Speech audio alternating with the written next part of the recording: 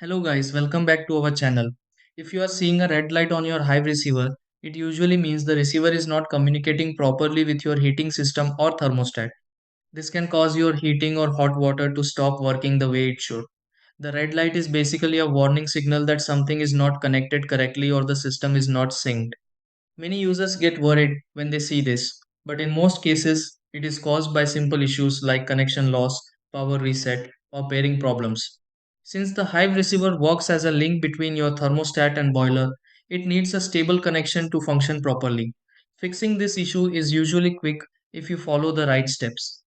In this video, I will show you step by step how to fix a Hive receiver red light issue. Try these.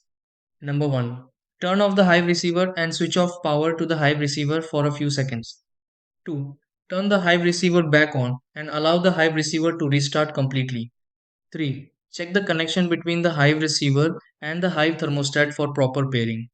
4. Make sure the Hive receiver is receiving power and all wires connected to the Hive receiver are secure. 5. Open the Hive app and reconnect the Hive receiver if needed. 6. Check the Hive receiver light again and confirm the red light is gone.